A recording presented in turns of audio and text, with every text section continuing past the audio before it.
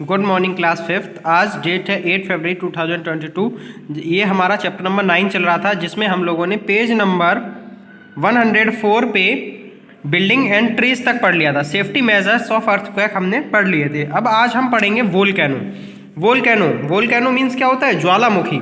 The core of the earth is made up of molten rocks called magma.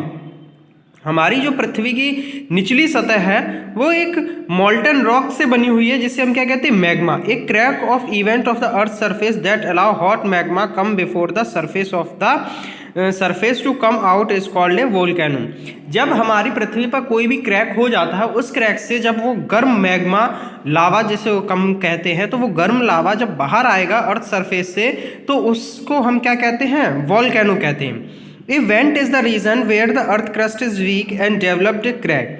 जब भी जहाँ की पृथ्वी की सतह कैसी होती, पानी की वजह से थोड़ा भी क्रैक हो जाती है, या फिर अर्थ क्रस्ट जो पृथ्वी की सतह वो कैसी होती? वीक, कमज़ोर होती है। एंड डेवलप से क्रैक, और जो क्या बनाती है? क्रैक बनाती है, मतलब उसमें बहुत सारी दरारें आ जाती हैं। Once hot magma comes out of the earth surface it is called lava.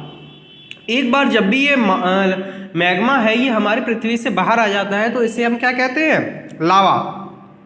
After a volcanic eruption a crater is formed at the region of went.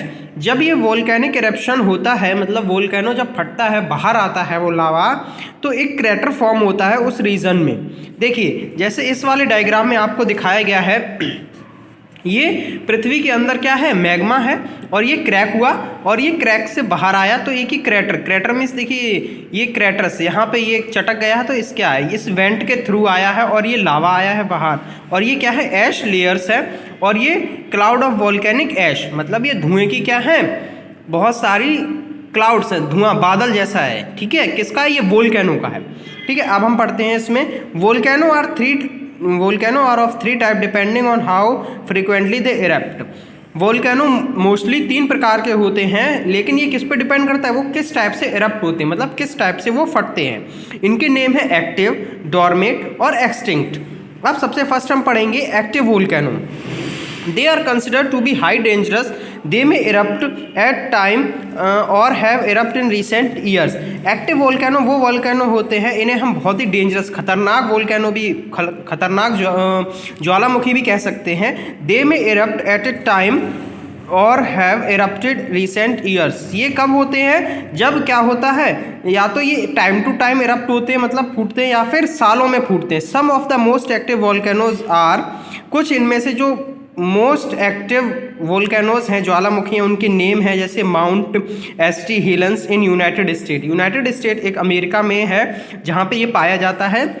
Mount Mayon in Philippines में ये माउंट मेयोन है। And mount licence in the United states, और mount licence जो कहाँ है? United states में है। अब हम पढ़ेंगे dormant volcano that have not erupted for a long period but may erupt in the future are called dormant volcano. जो वोल्केनो बहुत ही लंबे समय तक नहीं फटते हैं और उनका ये आशंका होती है कि वो फ्यूचर भविष्य में जाके कभी फटेंगे, उन वोल्केनो को हम क्या कहते हैं? डॉर्मेंट वोल्केनो कहते हैं। सम ऑफ डॉर्मेंट वोल्केनोज आर, कुछ डॉर्मेंट वोल्केनो के नाम दिए गए हैं जो ये हैं।